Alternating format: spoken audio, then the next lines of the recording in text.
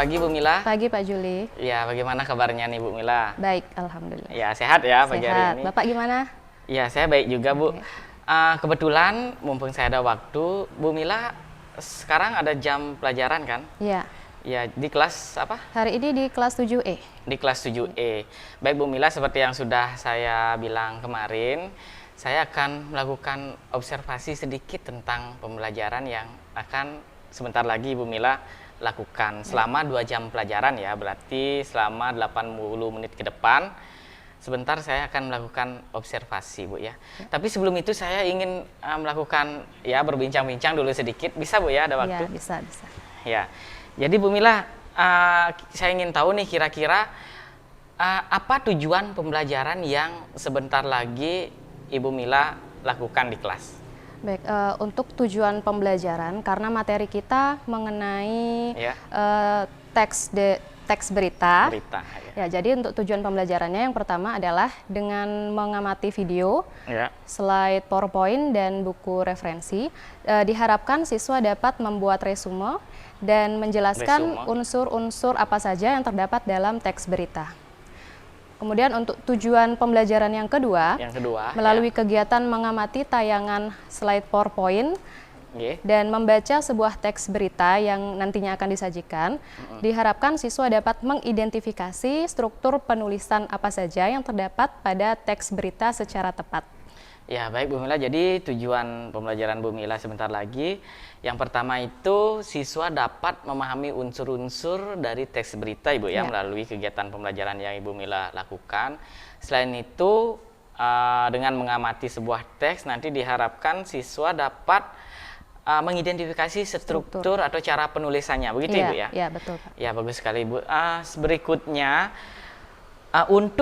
sekali lagi ya Bu ya, saya nanya sedikit ini untuk area pengembangan yang hendak ingin Ibu capai, area pengembangan yang ingin Ibu capai untuk siswa nanti, kira-kira apa area pengembangan yang ingin Ibu capai Bu?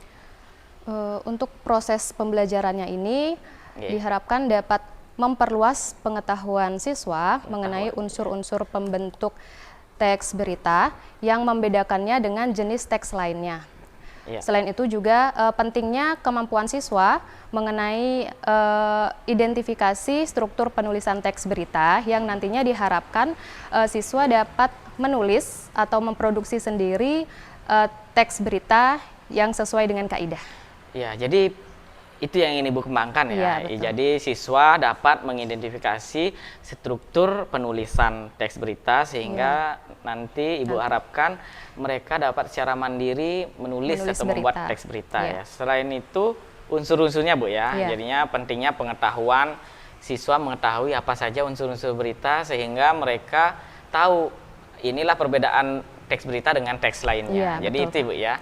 Lagi sedikit Bu. Nah, kira-kira strategi nih Bu, strategi pembelajaran apa yang ingin Ibu Mila lakukan? Ya, strategi yang Ibu persiapkan dalam mencapai tujuan tersebut Bu, apa kira-kira? Baik, untuk strategi pembelajaran, saya menggunakan discovery learning dengan memanfaatkan media slide PowerPoint agar siswa menjadi lebih paham terhadap materi yang akan disampaikan nanti. Selain itu juga saya sudah mempersiapkan LKPD yang nantinya akan dibagikan kepada siswa. Dan nanti dalam menganalisis teks berita, saya akan bagi mereka secara berkelompok agar mereka bisa saling berkolaborasi dalam menganalisis teks berita. Baik sekali Bu, mudah-mudahan sebentar berjalan lancar Bu ya. Jadi Ibu sebentar menerapkan strategi discovery learning ya. Jadi siswa menggali sendiri ya apa itu berita. Jadinya selain itu Ibu sebentar lagi memanfaatkan slide PowerPoint juga Bu ya. Iya, betul. Dan juga ada LKPD yang diserahkan ke siswa. Berarti kegiatannya ada kegiatan berkelompok sebenarnya ya, agar memberikan ruang kolaborasi untuk siswa ya. Jadi betul sekali. Itu strategi yang Bu Mila lakukan dalam sebentar lagi di kelas ya Bu ya. Jadi sebentar saya akan ikut Ibu Mila masuk di kelas Bu ya. Artinya melihatlah bagaimana progresnya, mungkin nanti saya akan memberikan refleksi-refleksi sedikit setelah itu ya, dan saya akan sedikit videokan pembelajaran yang Ibu lakukan ya. Baik Pak. Ya, jadi itu saja Bu percakapan kita sebelum Ibu masuk kelas sekarang ya. Ya, terima kasih Bu ya sudah meluangkan waktu. Ya, terima kasih.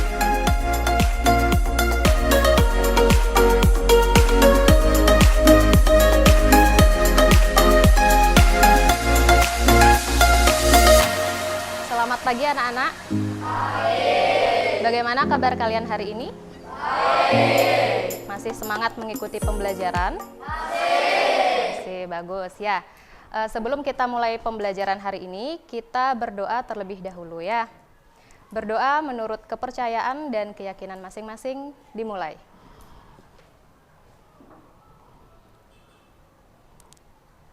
Berdoa selesai. Ya, baik anak-anak, untuk memulai pembelajaran kita hari ini, kita pemanasan terlebih dahulu ya. Silahkan semuanya berdiri. Ya. Cari ruang yang agak kosong biar kalian mudah untuk bergerak. Ya, di sini nggak apa-apa. Oke, diisi aja. Oke, kita akan melakukan gerakan maju mundur. Ya, jadi nanti aba-abanya Ibu akan mengatakan maju atau mundur, tapi kalian harus melakukannya secara terbalik.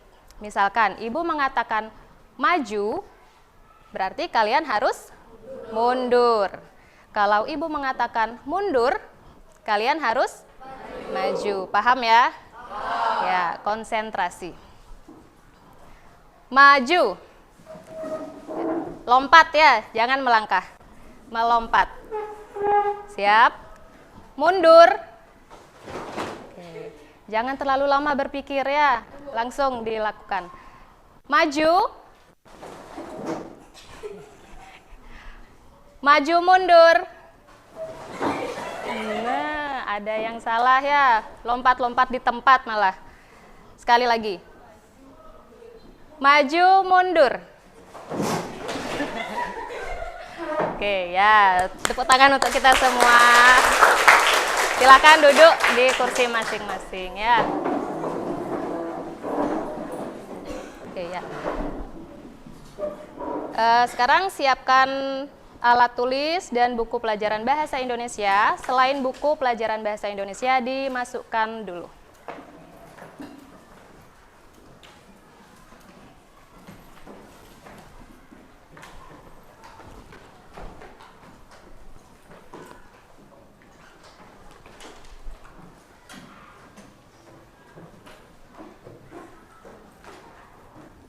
Ya, disiapkan buku catatan yang terakhir kita pelajari.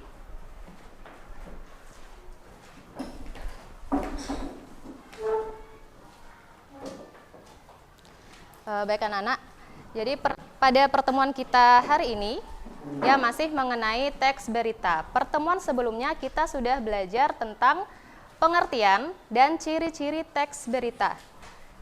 Ya, ada yang masih ingat nggak? Pengertian teks berita. Coba sambil dibuka lagi catatannya yang terakhir dipelajari. Pengertian teks berita.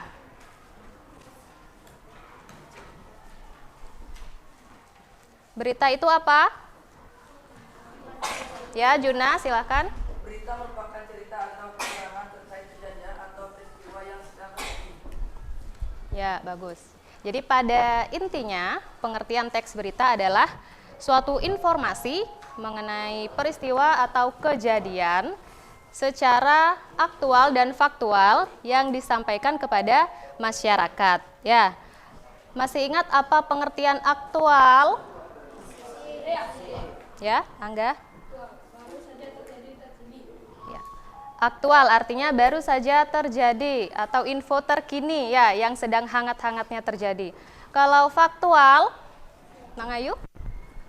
Isi teksnya bersifat benar adanya sesuai kenyataan atau apa adanya, tidak berdasarkan opini penulis. Ya, itu pengertian faktual, benar-benar terjadi ya sesuai dengan kenyataan. Baik, selanjutnya kita akan belajar mengenai unsur-unsur teks berita. Ya, jadi kali ini nanti di akhir pembelajaran Ibu harapkan kalian dapat menyebutkan dan menjelaskan apa saja unsur-unsur teks berita. Kemudian kita akan berlatih untuk menganalisis teks berita pada surat kabar. Ya, jadi yang pertama adalah unsur-unsur teks berita. Apa saja unsur-unsur teks berita? Komang. Apa, di mana, kapan, siapa, mengapa, dan bagaimana. Oke ya. Jadi ada 6 unsur-unsur dalam teks berita. Ya, itu biasa disingkat dengan adiksimba. Biasanya kalau dalam istilah bahasa Inggris itu 5W1H ya. Kalau dalam materi pelajaran bahasa Indonesia disingkatannya adiksimba, yakni ke-6 unsur-unsur teks berita. A-nya apa, kemudian di mana, kapan, siapa, mengapa, ya, dan bagaimana. Jadi ada 6 unsur-unsur dalam teks berita. Yang pertama adalah unsur apa. Kalian bisa membuat pertanyaan apa yang terjadi. Ya, jadi peristiwa apa yang terjadi pada teks berita itu. Kemudian di mana. Kalau pertanyaannya di mana, berarti jawabannya tempat atau lokasi terjadinya peristiwa tersebut. Yang ketiga, kapan. Kapan peristiwa itu terjadi? Ya, menjelaskan tentang waktu kejadian peristiwa. Yang keempat, siapa? Siapa pelaku atau orang yang bertanggung jawab atau siapa orang yang terlibat dalam peristiwa tersebut. Yang kelima, mengapa? Mengapa peristiwa itu bisa sampai terjadi? Ya, yang dijelaskan adalah penyebab ya atau alasan terjadinya peristiwa itu. Dan yang terakhir adalah bagaimana. Bagaimana peristiwa itu bisa terjadi? Berarti menjelaskan tentang kronologi ya. Kronologi bagaimana peristiwa itu bisa terjadi. Baik, untuk memudahkan kita dalam memahami materi unsur-unsur berita, Ibu sudah menyiapkan satu teks berita singkat. Ya, ini adalah contoh teks berita beserta hasil analisis unsur-unsurnya ya. Judulnya, temukan pelanggaran KPU Poso gelar pemilihan ulang. Itu adalah judul beritanya. Paragraf yang pertama, siapa yang bisa membaca? Jelas nggak tulisannya sampai belakang? Enggak. Indra, bisa baca? Ya, baca yang keras. Komisi Pemilihan Umum Kabupaten Poso, Sulawesi Tengah menggelar pemilihan ulang pada Sabtu 12/12/2015 menyusul temuan pelanggaran saat tanggal 9 Desember lalu. Ya, cukup. Jadi itu paragraf yang pertama, apa yang dijelaskan di sana? Ya, di sana sudah ada penjelasannya. Bahasa Inggris ya. What itu artinya apa, ada unsur apa, peristiwa apa yang disampaikan. Ya, KPU Kabupaten Poso, Sulawesi Tengah menggelar pemilihan ulang. Itu peristiwanya ya. Kemudian unsur yang kedua, when. Apa itu when? Kapan? Kapan pemilihan ulang dilakukan kembali? Ya. Sabtu 12 Desember tahun 2015, itu waktunya. Kemudian mengapa? Mengapa KPU menggelar pemilihan ulang? Ya, karena ada temuan pelanggaran saat tanggal 9 Desember lalu. Ya, itu jawabannya. Selanjutnya, kalimat yang di bawahnya. Satria baca. Sebanyak 549 pemilih di TPS 3 di salah satu kelurahan di Kecamatan Poso, Kota Utara memilih ulang. Ya, itu menjawab unsur di mana ya, karena ada keterangan tempat di mana pemilihan ulang dilakukan. Ya, di TPS 3 salah satu kelurahan di Kecamatan Poso, Kota Utara. Ya, itu untuk unsur di mana. Selanjutnya, Juna. Panwaslu Kabupaten Poso mengatakan pemilihan ulang diputuskan setelah ada pelanggaran oleh salah seorang pemilih yang menerima lebih dari satu surat suara. Ya, jadi itu kalimat selanjutnya menjawab pertanyaan Itu salah ketik ya, seharusnya adalah who, yang artinya siapa. Siapa yang mengatakan pemilihan ulang? Panwaslu Kabupaten Poso, ya, panitia pengawas pemilu. Oke, kalimat terakhir. Emang? Dalam pemilihan ulang penyelenggaraan juga mengganti ketua dan seluruh anggota KPPS. Pelaksanaan pemilihan ulang pemilihan bupati dan wakil bupati Poso yang diikuti 4 pasangan berjalan dengan lancar dengan penjagaan dari aparat kepolisian. Ya, baik, itu unsur yang terakhir. Apa unsur yang terakhir? How, bagaimana, ya, bagaimana proses pemilihan ulang itu dilaksanakan. Ya, jadi ini adalah contoh teks berita singkat dan analisis unsur-unsurnya, ya. Jadi nanti kalian akan berlatih menganalisis berita seperti ini. Sampai sini ada pertanyaan? Tidak. Oke. Kalau gitu kita lanjutkan. Ya, selanjutnya adalah struktur teks berita. Silakan kalau yang di buku itu di halaman 8 ya. Struktur teks berita. Jadi beberapa struktur dalam penulisan teks berita. Yang pertama apa? Judul berita. Ya, paling awal, paling utama yang ditulis adalah judul berita. Setelah judul apa? Teras. Kalau di buku itu teras berita ya. Itu sama dengan kepala berita, letaknya paling atas setelah judul. Setelah kepala atau teras berita adalah tubuh berita. Yang terakhir adalah ekor, ya, ekor berita. Atau ada sumber lain yang mengatakan sebagai leg, ya, atau kaki berita.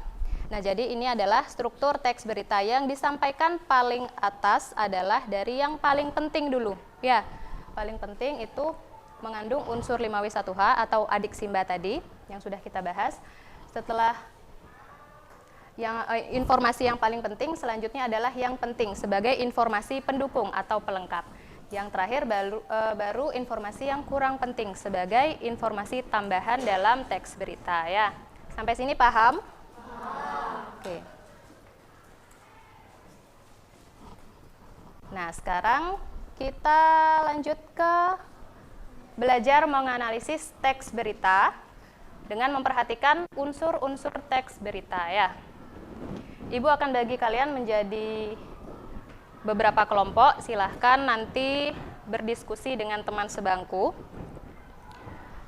Sebelumnya akan Ibu bagikan LKPD, ya, jadi lembar kerja peserta didik mengenai unsur-unsur berita. Ya, jadi nanti kalian akan menganalisis satu berita yang terdapat dari surat kabar atau koran, kemudian kalian analisis unsur-unsur beritanya, ya.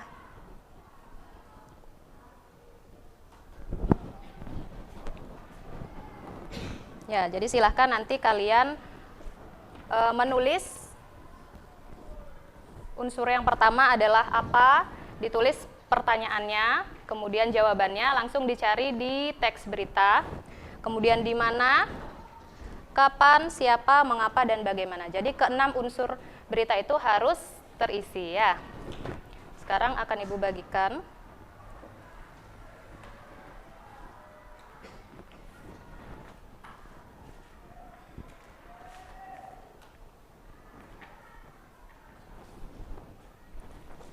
Oper ke belakang sesuai nama.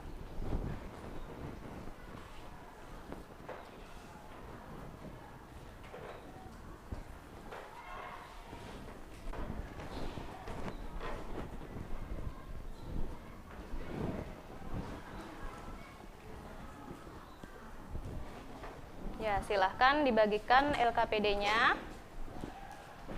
Kemudian kalian mulai menganalisis teks berita.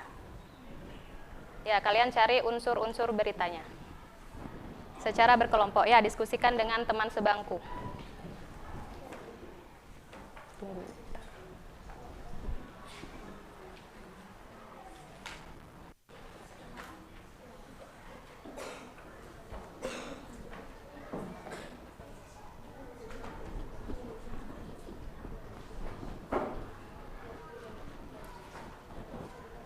Kalau ada yang belum dipahami, silahkan ditanyakan.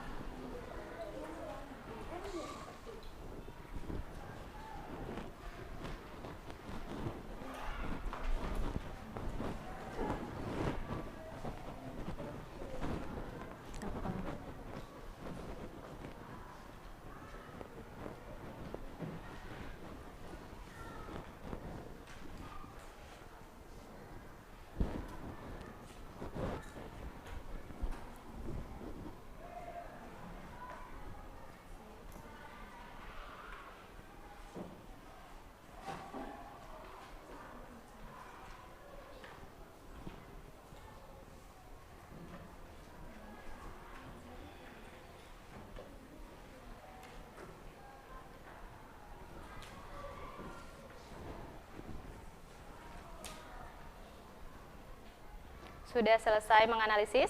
Sudah. Nah, kalau sudah, sekarang siapa yang siap mempresentasikan hasil kerjanya ke depan? Silahkan. Mita? Ya, kasih tepuk tangan dulu untuk teman-teman.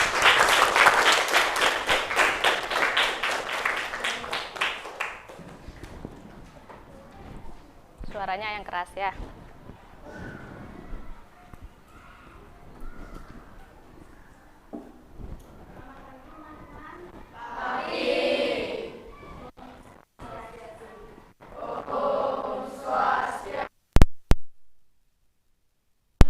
Kami akan menyampaikan hasil analisis unsur-unsur berita pada saat kabar Jawa Post edisi Jumat 30 Desember 2022 berjudul 8 Teman Sama Minta Jadi Akal.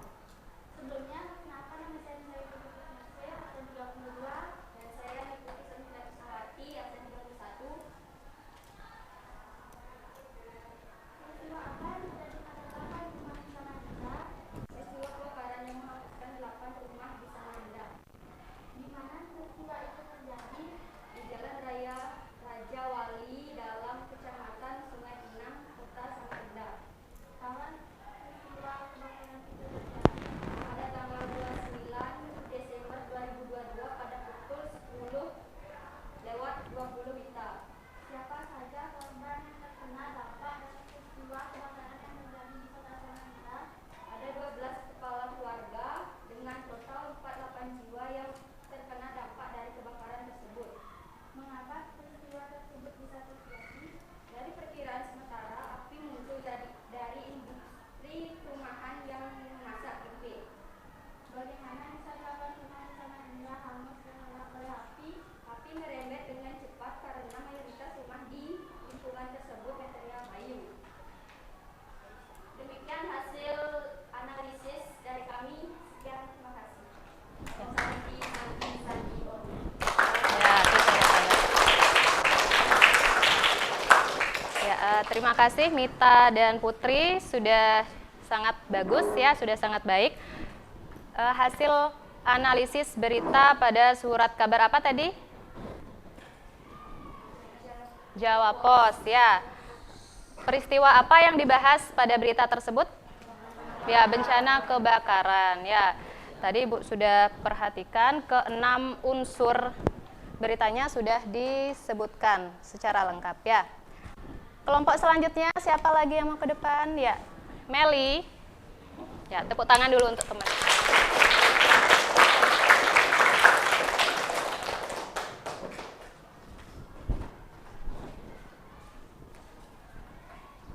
Selamat pagi teman-teman. Pagi. Om Swastiastu.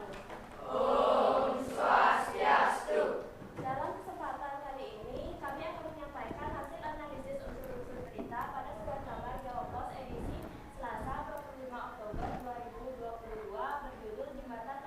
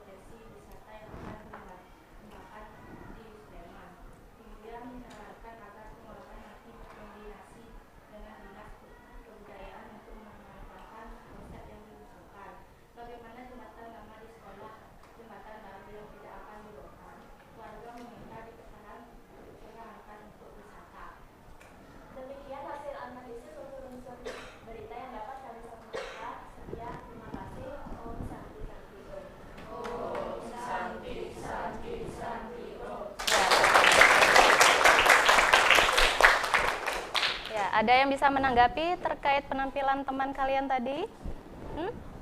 Bagaimana? Sudah bagus. Apa lagi? Ada masukan? Ya. Tadi ada sedikit terbata-bata atau salah baca ya. Tidak apa-apa, namanya juga belajar. Untuk hasil analisisnya sudah lengkap, ke-6 unsur teks beritanya sudah disebutkan semua.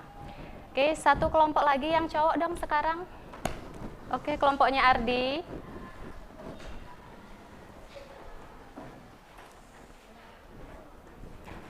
Yang lain perhatikan, jangan ada yang ketawa ya. Selamat pagi.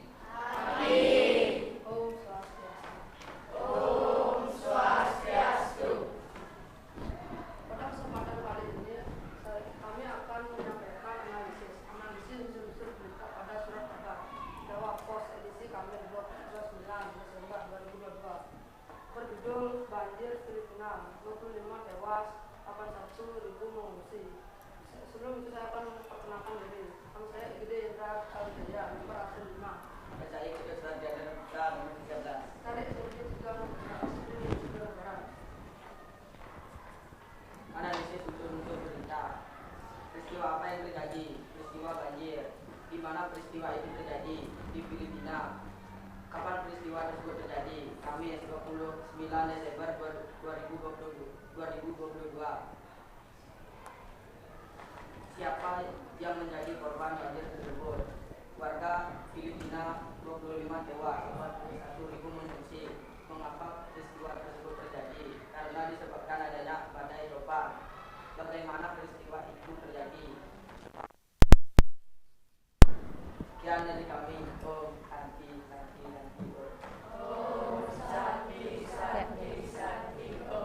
Ya, cukup semua. Terima kasih. Bagaimana penampilan temannya tadi? Sudah bagus ya. Jadi dari 3 kelompok yang tampil tadi, semuanya sudah menyampaikan hasil analisisnya. Ya, sudah bagus hasilnya. Dari cara menyampaikannya juga sudah bagus. Nah, sampai sini ada yang bertanya atau ada materi yang belum dipahami? Bisa ditanyakan? Tidak ada, semua sudah mengerti ya? Oke. Baik, karena sudah waktu, sekarang kita simpulkan untuk pembelajaran pada pertemuan hari ini. Ya, hari ini kita sudah mempelajari materi tentang unsur-unsur berita. Ada berapa unsur-unsur berita? Ada 6. Apa saja?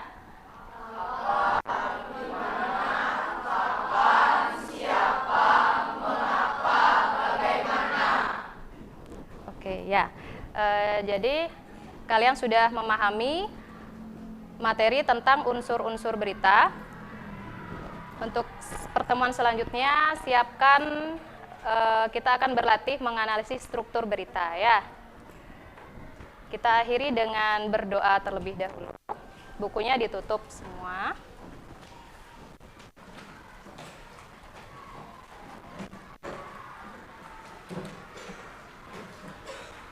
Ya, kita akhiri dengan doa. Berdoa menurut keyakinan dan agama masing-masing, dipersilahkan.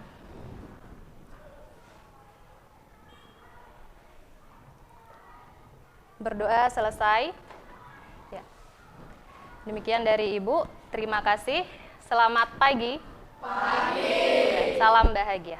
Salam bahagia.